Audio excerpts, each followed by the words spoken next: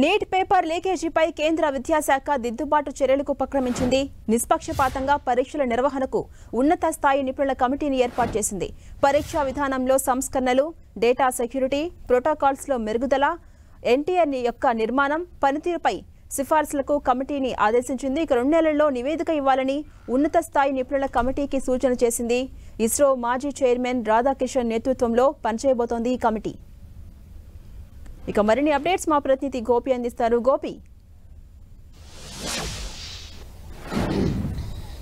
వరుస పేపర్ లీకేజీల అనంతరం ఇప్పుడు దిద్దుబాటు చర్యలను చేపట్టింది కేంద్ర విద్యాశాఖ. నీట్ నెట్ పేపర్ లీకేజీల అనంతరం దేశవ్యాప్తంగా విద్యార్థులంతా రోడ్లపైకి వచ్చి ఆందోళన చేస్తున్నారు. ఈ అంశం రాజకీయంగా కూడా వివాదాస్పదమైంది. పార్లమెంటు సమావేశాలను సైతం నీట్ పేపర్ లీకేజీ అంశం కుదిపేయబోతోంది. ఈ నేపథ్యంలోనే దీనికి నైతిక బాధ్యత వహిస్తున్నాను అని చెప్పి 2 రోజుల క్రితం కేంద్ర విద్యాశాఖ మంత్రి ధర్మేంద్ర ప్రధాన్ మీడియా ముందుకు వచ్చి ఇది దురదృష్టకరమైన ఘటన, దీనిపైన నేషనల్ టెస్టింగ్ ఏజెన్సీ యొక్క నిర్మాణం అలాగే పనితీరును మెరుగుపరిచేందుకు అలాగే భవిష్యత్తులో ఇటువంటి పేపర్ లీకేజీ ఘటనలు వెలుగు చూడకుండా ఉండేందుకు ఒక అత్యున్నత స్థాయి కమిటీ వేస్తామని చెప్పి కేంద్ర విద్యాశాఖ మంత్రి ధర్మేంద్ర ప్రధాన్ ప్రకటించడం జరిగింది. దానికి అనుగుణంగానే 2 రోజుల్లోగా ఈ కమిటీ ఏర్పాటుని చేయడం జరిగింది. 7 సభ్యులతో ముఖ్యంగా ఒక చైర్మన్, మాజీ ఇస్రో చైర్మన్ రాధాకృష్ణన్ నేతృత్వంలో కమిటీ పనిచేయబోతోంది. ఆయన చైర్మన్ గా వ్యవహరించబోతున్నారు. అలాగే మరో 6 సభ్యులుగా నియమిస్తూ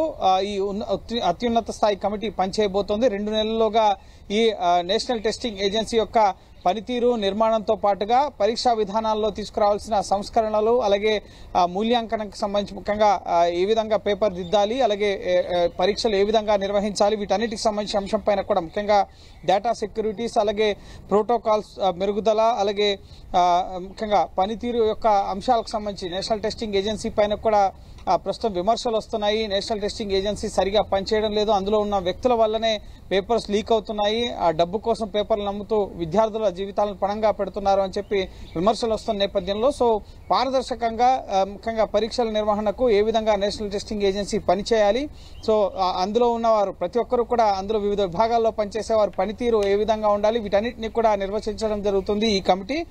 రాధాకృష్ణన్ నేతృత్వంలో ఈ కమిటీ పనిచేయబోతోంది. ఇందులో ఎయిమ్స్ కి సంబంధించిన మాజీ డైరెక్టర్ రణదీప్ గులేరియా సభ్యుడిగా ఉండబోతున్నారు. అలాగే హైదరాబాద్ సెంట్రల్ యూనివర్సిటీకి సంబంధించిన వైస్ ఛాన్సలర్ ప్రొఫెసర్ బీజే రావు, అలాగే మద్రాస్ ఐఐటికి సంబంధించిన ప్రొఫెసర్ కె రామ్మూర్తి, అలాగే పంకజ్ బన్సల్తో పాటుగా ఢిల్లీ ఐఐటి అధ్యాపకుడు ఆదిత్య మిట్టల్తో పాటుగా కేంద్ర విద్యాశాఖ సంయుక్త కార్యదర్శి ముఖ్యంగా గోవింద్ జైస్వాల్ ఇందులో సభ్యుడిగా కొనసాగబోతున్నారు. 2 నెలల్లోగా ఈ కమిటీ పరీక్షా విధానంలో తీసుకురావాల్సిన సంస్కరణలకు సంబంధించి ఇప్పటివరకు జరిగిన లీకేజీ వ్యవహారాలకు సంబంధించి ఈ కమిటీ ఎటువంటి చర్యలు కూడా తీసుకోదు. దానిపైన ప్రస్తుతం సుప్రీంకోర్టులో కేసు విచారణ జరుగుతోంది. మరోపక్క బీహార్ ప్రభుత్వం కూడా ఈ లీకేజీ అంశాలకు సంబంధించి దర్యాప్తు జరుపుతుంది.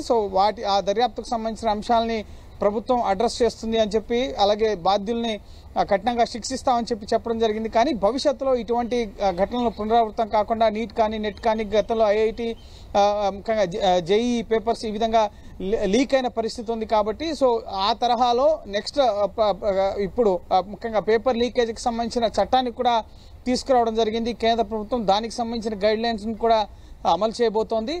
ఇప్పుడు పారదర్శకంగా భవిష్యత్తులో పేపర్ లీకేజీలు జరగకుండా ఉండేందుకు తీసుకోవాల్సిన చర్యల్లో భాగంగా ఒక అత్యున్నత స్థాయి కమిటీని ఏర్పాటు చేసి ఆ కమిటీ సిఫార్సుల ఆధారంగా నేషనల్ టెస్టింగ్ ఏజెన్సీ ఏ విధంగా పనిచేయాలి, అందులో ఉండేవారు ఎటువంటి బాధ్యతలు నిర్వర్తించాలి, ముఖ్యంగా మూల్యాంకనానికి సంబంధించి పేపర్ దిద్దడానికి సంబంధించి కానీ, ప్రశ్నపత్రాల రూపకల్పనకు సంబంధించి కానీ, డేటా సెక్యూరిటీకి సంబంధించి ముఖ్యంగా ఎన్ఈటీ పేపర్ డార్క్ వెబ్లో లభ్యమైంది.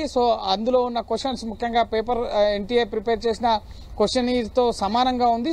దానిపైన మేము ఎంక్వైరీ వేస్తున్నాం, అందులో భాగంగానే ఎన్ఈటీని రద్దు చేశామని చెప్పి ధర్మేంద్ర ప్రధాన్ చెప్పారు. కానీ నీట్ని రద్దు చేయకపోవడానికి గల కారణం దేశవ్యాప్తంగా అనేక మంది పేద విద్యార్థులు, వెనకబడిన ప్రాంతాల నుంచి ఉన్న వాళ్ళు కూడా ఈసారి మెరుగైన ర్యాంక్స్ సాధించారు. ఇప్పుడు రద్దు చేస్తే వారందరికీ నష్టం జరుగుతుంది కాబట్టి నీట్ని రద్దు చేయడం లేదు అని చెప్పి చెప్పడం జరిగింది. భవిష్యత్తులో ఇక ఏ పరీక్షకైనా సరే ఎటువంటి లీకేజీలు కానీ ముఖ్యంగా ఈ తరహా వివాదాలు రాకుండా ఉండేందుకు ముఖ్యంగా గ్రేస్ మార్కులు కల్పడం ఇవన్నీ కూడా వివాదాలకు తావిస్తున్న పరిస్థితి కాబట్టి ఆ విధంగా కాకుండా సిలబస్ల విషయంలో కానీ, పరీక్షల నిర్వహణ మూల్యాంకనం విషయంలో కానీ, అలాగే ఏ విధంగా నేషనల్ టెస్టింగ్ ఏజెన్సీ పని చేయాలి, పేపర్ ప్రిపేర్ చేయడం కానీ, సెక్యూరిటీ పరంగా కూడా పేపర్ లీకేజీలు కాకుండా ఎటువంటి చర్యలు తీసుకోవాలి, ఏ విధంగా కట్టుదిట్టంగా పరీక్షల నిర్వహణ జరగాలి అన్న అంశాలకు సంబంధించి ఈ కమిటీ 2 నెలల్లోగా సిఫార్సులు చేయడం జరుగుతుంది కేంద్ర విద్యాశాఖకి. దాని ఆధారంగా కేంద్ర విద్యాశాఖ తదుపరి చర్యల్ని తీసుకునే అవకాశం ఉంది. ఎన్టీఏని కూడా పూర్తి స్థాయిలో రద్దు చేయాలని చెప్పి డిమాండ్ ఉంది. కానీ ప్రపంచంలోనే ముఖ్యంగా అత్యంత ఎక్కువ మంది విద్యార్థులకు సమర్థవంతంగా నిర్వహిస్తున్న పరీక్షలు నిర్వహిస్తున్న ఏజెన్సీగా నేషనల్ టెస్టింగ్ ఏజెన్సీ ఉంది. ఒకరిద్దరు చేసిన తప్పుకి పూర్తిగా నేషనల్ టెస్టింగ్ ఏజెన్సీని రద్దు చేయడం అనేది సరికాదన్న అభిప్రాయాన్ని కేంద్ర ప్రభుత్వం కనబరుస్తుంది. ఈ నేపథ్యంలోనే ఒక అత్యున్నత స్థాయి కమిటీని ఏర్పాటు చేసి ఆ కమిటీ చేసిన సిఫార్సుల ఆధారంగా భవిష్యత్తులో ముఖ్యంగా నిర్వహించబోయే పరీక్షల్ని పారదర్శకంగా ముఖ్యంగా ఎటువంటి పేపర్ లీకేజీలు లేకుండా అకౌంటబిలిటీ ఉండే విధంగా పూర్తిగా ఈ కమిటీని ఏర్పాటు చేయడం జరిగింది. సో చూడాలి ఈ కమిటీ ఎటువంటి సిఫార్సులు చేస్తుంది, వాటి ఆధారంగా కేంద్రం ఎటువంటి కొత్త విధానాన్ని తెర మీదకి తీసుకొస్తుంది అనేది మనం వేచి చూడాలి.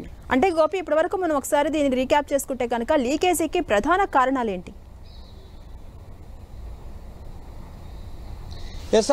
బీహార్లో ఈ పేపర్ నీట్ లీకేజీకి సంబంధించి ముందస్తుగానే పరీక్షకు 24 గంటల ముందుగానే పేపర్ లీకేజీ కావడం జరిగింది. ఆ లీకేజీకి సంబంధించిన క్వశ్చనీర్కి సంబంధించిన ఆన్సర్ ఓఎంఆర్ కూడా సిద్ధం చేసి వాటన్నిటిని కూడా వాట్సాప్ గ్రూపుల్లో సర్క్యులేట్ చేయడంతో కొంతమంది విద్యార్థులు లబ్ధి పొందడంతో పాటుగా ఈసారి ముఖ్యంగా కేవలం బీహార్లోనే కాదు చాలా ప్రాంతాల్లో ఎక్కువ మందికి ముఖ్యంగా ఫస్ట్ ర్యాంక్ రావడం, అలాగే కొంతమందికి గ్రేస్ మార్కులు కలపడం, ఎలక్షన్ రిజల్ట్ రోజే దీనికి సంబంధించిన ఫలితాలు వెల్లడించడం, ముందస్తుగా సమయం ఉన్నప్పటికీ కూడా జూన్ 14న వెల్లడి కావాల్సిన ఫలితాలు జూన్ 4న వెల్లడించడం. సో అనేక కారణాలు ఉన్నాయి. సో వీటిపైన ఎంక్వైరీ అనేది జరుగుతుంది. విద్యాశాఖ బీహార్ ప్రభుత్వం నుంచి నివేదిక